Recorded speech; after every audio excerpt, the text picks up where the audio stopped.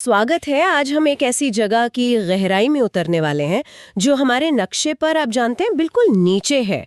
Antarctica. हाँ, दुनिया का दक्षिणी छोर।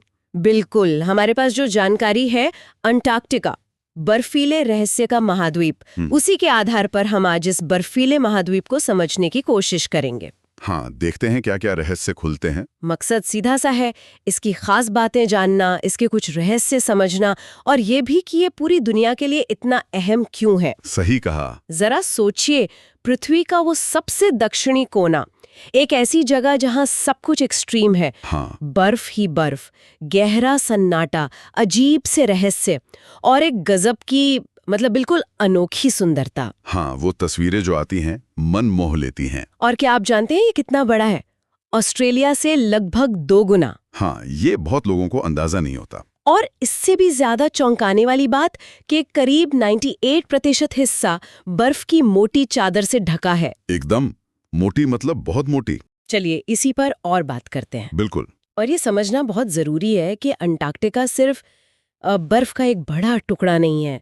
ये हमारे ग्रह के पूरे सिस्टम का, हमारे मौसम का, समुद्रों का, सबका एक बहुत ही अहम हिस्सा है। मतलब वहाँ जो होता है उसका असर हम पर भी पड़ता है। सीधा असर। हर छोटी बड़ी हलचल का असर पूरी दुनिया महसूस करती है। अच्छा, तो चलिए शुरुआत इसके साइज और भूगोल से करते हैं। जैसा हमने कहा, 5वां सबसे बड़ा महाद्वीप, ऑस्ट्रेलिया से 2 गुना। हाँ। और ये 98% बर्फ वाली बात, ये अपने आप में सोचने पर मजबूर करती है। ये बर्फ कितनी पुरानी होगी, कितनी गहरी। हाँ, ये असाधारण है। ये बर्फ की चादर कोई पतली सी लेयर नहीं है। इसकी औसत मोटाई सोचिए, करीब 1.9 किलोमीटर है। 1.9 किलोमीटर औसत। हाँ, औसत। और कुछ जगहों पर तो ये 4.5 किलोमीटर से भी ज्यादा मोटी है। 4.5 किलोमीटर, ये तो पहाड़ जितने ऊंचे हो गए। बिल्कुल। ये लाखों सालों से जमा हुई बर्फ है। और यहाँ दिलचस्प बात यह है कि ये सिर्फ जमी हुई सतह नहीं है। 70% दुनिया का सारा मीठा पानी। हाँ, पीने लायक पानी, दुनिया का 2/3 से ज्यादा मीठा पानी एक ही जगह बर्फ के रूप में। ये आंकड़ा तो दिमाग घुमा देने वाला है। अगर ये पिघले तो समुद्र का स्तर कहाँ जाएगा। बिल्कुल, इसीलिए ये वैश्विक जल चक्र और सी लेवल के लिए इतना बड़ा फैक्टर है। एक बहुत बड़ा जमे हुए पानी का भंडार। लेकिन इसमें सिर्फ पानी नहीं है। इस बर्फ की परतों में हजारों लाखों सालों से हवा फंसी हुई है, छोटे छोटे बुलबुलों में। हवा बर्फ के अंदर। हाँ, वैज्ञानिक क्या करते हैं, वो गहरा ड्रिल करके आइस कोर निकालते हैं, मतलब बर्फ के लंडे सिलेंडर, और फिर उन हवा के बुलबुलों को स्टडी करते हैं। उससे क्या पता चलता है? उससे पृथ्वी के अतीत की जलवायु कैसी थी, हवा में कौन सी गैसें थीं, तापमान कितना था, ये सब पता चलता है। ये बर्फ एक तरह से हमारे ग्रह की हिस्ट्री बुक है। वाह, पानी का भंडार भी और इतिहास का खजाना भी। कमाल है। अच्छा, अब जरा यहाँ के मौसम पर आते हैं। कहा जाता है कि ये सबसे ठंडा, सबसे सूखा और सबसे हवा वाला महाद्वीप है। हाँ, तीनों बातें सच हैं। सर्दियों में तापमान -80 डिग्री सेल्सियस, ऐसी ठंड तो हम सोच भी नहीं सकते। हाँ, सोचना भी मुश्किल है। -80-90 डिग्री तक गिरना, खासकर अंदरूनी हिस्सों में, कोई बड़ी बात नहीं है वहाँ। और ये सिर्फ ठंड नहीं है। नहीं, यहाँ जो हवाएं चलती हैं उन्हें कैटाबैटिक विंड्स कहते हैं। ये बर्फीले पठारों से नीचे तट की तरफ बहती हैं और रफ्तार कभी-कभी 300 किलोमीटर प्रति घंटा तक। 300 किलोमीटर प्रति घंटा, ये तो भयंकर तूफान हो गया। हाँ, और ये हवाएं ठंड को और ज्यादा खतरनाक बना देती हैं, जिससे विंड चिल कहते हैं ना, वो यहाँ बहुत ज्यादा होता है। और सबसे सूखा भी, इतनी सारी बर्फ के बावजूद, ये कैसे? यही तो मजेदार बात है। इसीलिए इसे ध्रुवीय रेगिस्तान कहते हैं। रेगिस्तान, बर्फ वाला? हाँ, देखिए, रेगिस्तान का मतलब सिर्फ गर्मी और रेत नहीं होता।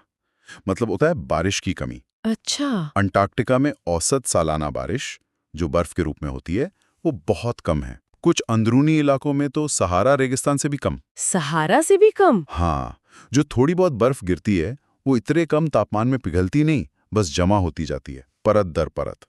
लाखों सालों में ये मोटी चादर बन गई और हवाएं इतनी तेज और सूखी हैं कि वो नमी को उड़ा ले जाती हैं। तो हाँ, ये दुनिया का सबसे बड़ा रेगिस्तान है, बस बर्फ से ढका हुआ है।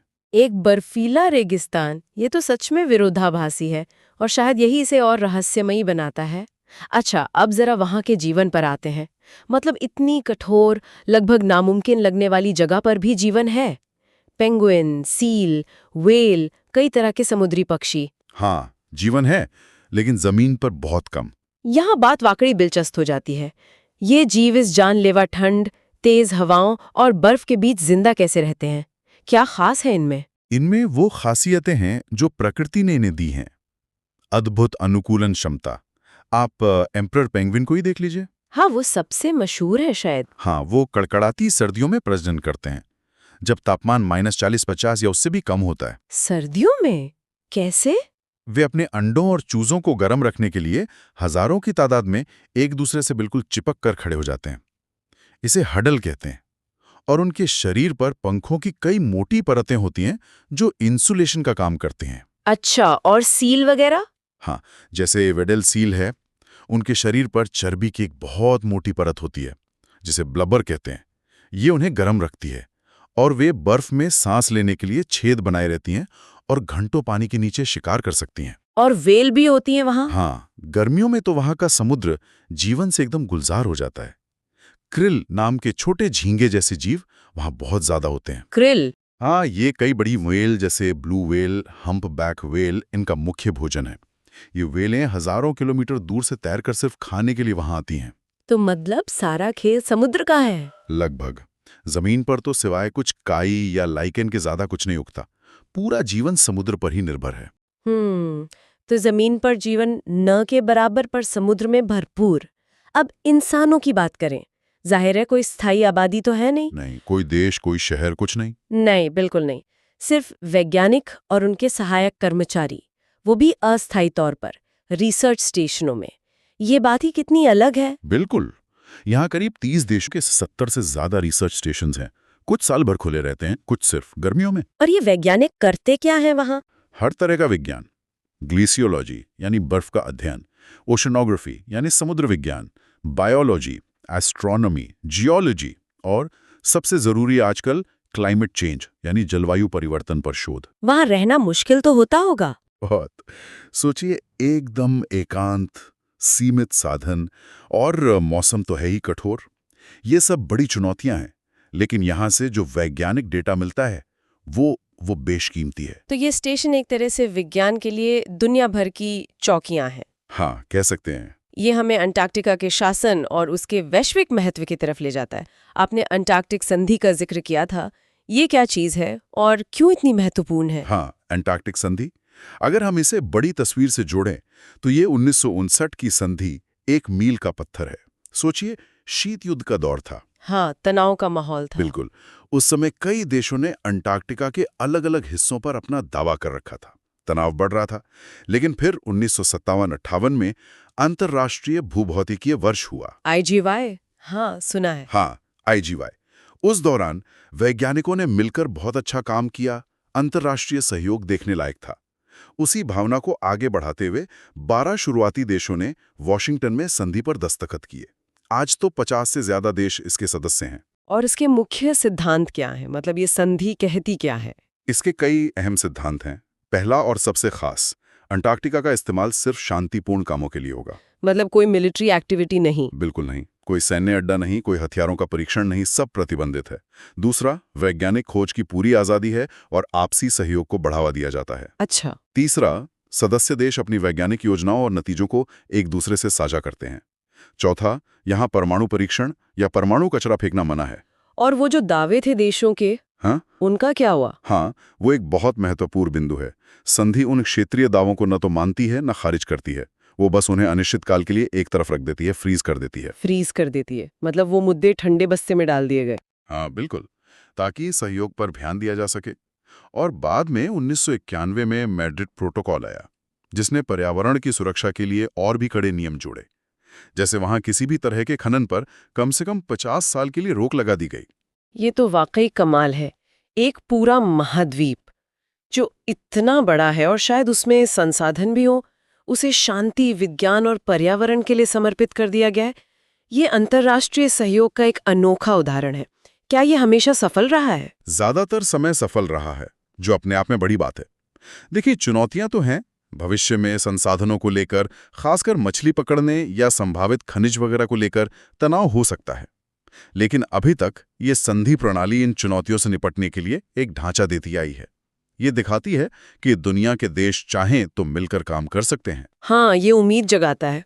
अच्छा, अब वैश्विक महत्व की बात करें, खासकर जलवायु परिवर्तन के लिहाज से अंटार्कटिका की भूमिका कितनी अहम है इसमें? भूमिका अत्यंत महत्वपूर्ण है और चिंताजनक भी। जैसा कि हमारी स्रोत सामग्री भी इशारा करती है, अंटार्कटिका क्लाइमेट चेंज के असर का एक हॉट स्पॉट बनता जा रहा है। हॉट स्पॉट मतलब वहां असर ज्यादा दिख रहा है? हाँ, इसकी जो विशाल बर्फ की चादरें हैं, खासकर पश्चिमी अंटार्कटिका और अंटार्कटिक प्रायद्वीप वाले इलाके में, वो तेजी से पिघल रही हैं। और इसका सीधा कनेक्शन उस 70% ताजे पानी वाली बात से है ना? बिल्कुल। याद कीजिए वो आंकड़ा, जब ये बर्फ पिघल कर समुद्र में जाती है तो सीधे सीधे दुनिया भर में समुद्र का जल स्तर बढ़ता है। और इससे तो तटीय शहरों और द्वीपों के लिए खतरा बढ़ जाएगा। बढ़ जाएगा क्या, बढ़ रहा है। ये एक हकीकत है और ये खतरा लगातार बढ़ता जा रहा है। तो पिघलती बर्फ का पहला असर तो समुद्र के स्तर पर, क्या इसके और भी प्रभाव है? हाँ, कई हैं। देखिए, बर्फ की सफेद सतह सूरज की ज्यादातर रोशनी को वापस अंतरिक्ष में भेज देती है। इसे एल्बिडो इफेक्ट कहते हैं। हाँ, सुना है। ये पृथ्वी को ठंडा रखने में मदद करता है। सही। अब जब बर्फ पिघलती है तो नीचे का गहरे रंग का समुद्र या जमीन सामने आती है। वो ज्यादा गर्मी सोखती है, इससे और ज्यादा गर्मी होती है और ज्यादा बर्फ पिघलती है। ये एक खतरनाक साइकिल है। एक दुष्चक्र जैसा। हाँ बिल्कुल, एक फीडबैक लूप। इसके अलावा अंटार्कटिका के आसपास का जो ठंडा पानी है और जो समुद्री धाराएं हैं, वो पूरी दुनिया के समुद्रों के सर्कुलेशन और मौसम के पैटर्न को कंट्रोल करने में बहुत बड़ी भूमिका निभाती हैं। मतलब वहां के बदलाव से हमारे यहाँ का मौसम भी बदल सकता है। बदल सकता है क्या, बदल रहा है। ये एक महत्वपूर्ण सवाल खड़ा करता है कि अंटार्कटिका में जो ये बदलाव हो रहे हैं, वो हमारे अपने इलाकों के मौसम को, तूफानों की ताकत को, बारिश के पैटर्न को, इन सब को कैसे और कितना प्रभावित कर रहे हैं या भविष्य में करेंगे। तो इस सब का क्या मतलब है? हमने इसके विशाल आकार की बात की, उस 70% ताजे पानी की, वहां के चरम मौसम की, अनोखे जीवन की, वैज्ञानिक महत्व और उस अनोखी अंतर्राष्ट्रीय संधि की भी। और हमने ये भी देखा कि ये जलवायु परिवर्तन से कितना प्रभावित हो रहा है और इसका असर पूरी दुनिया पर कैसे पड़ रहा है। मतलब साफ है, अंटार्कटिका कोई बहुत दूर का अलग थलग पड़ा हुआ बर्फीला इलाका नहीं है जिसे हम भूल जाएं। ये हमारे ग्रह की सेहत का एक बैरोमीटर है, एक indicator. Canary in the coal mine जैसा कहते हैं। हाँ बिल्कुल वैसा ही। यहाँ जो हो रहा है वो सिर्फ वैज्ञानिकों की चिंता का विषय नहीं है, ये पूरी इंसानियत के लिए एक चेतावनी है। इसकी बर्फ में हमारे अतीत के निशान छुपे हैं, इसके आज के बदलाव हमारे कल के लिए संकेत हैं, और इसे बचाना हमारी सबकी समझदारी की परीक्षा है। हमारे ग्रह की सेहत का बैरोमीटर, ये सोचने का एक बहुत शक्तिशाली तरीका है। एकदम सही। जैसा कि स्रोत सामग्री के शब्दों में कहा गया है, अंटार्कटिका भले ही एक जमा हुआ रेगिस्तान हो, लेकिन यह हमारे ग्रह के अतीत, वर्तमान और भविष्य को समझने की कुंजी रखता है। ये एक्सट्रीम्स का, रहस्यों का और वैज्ञानिक खोजों का महाद्वीप है। इसका भविष्य सिर्फ बर्फ और पेंगुइन का भविष्य नहीं है, ये कहीं ना कहीं हम सब का भविष्य भी है। और इसी विचार के साथ हम आज की ये गहरी बातचीत समाप्त करते हैं। लेकिन जाते जाते एक सवाल सबके सोचने के लिए छोड़ जाते हैं, इस अनोखा महाद्वीप की सुरक्षा की जिम्मेदारी आखिर है किसकी? ये बड़ा सवाल है। ये जलवायु परिवर्तन के लिए इतना संवेदनशील है, ये पूरी दुनिया की वैज्ञानिक धरोहर है, शांति का प्रतीक है। तो एक वैश्विक समुदाय के तौर पर इस अनमोल जगह को आने वाली पीढ़ियों के लिए बचाने के लिए हम क्या कर सकते हैं? और क्या हमें और तेजी से और गंभीरता से कदम नहीं उठाने चाहिए?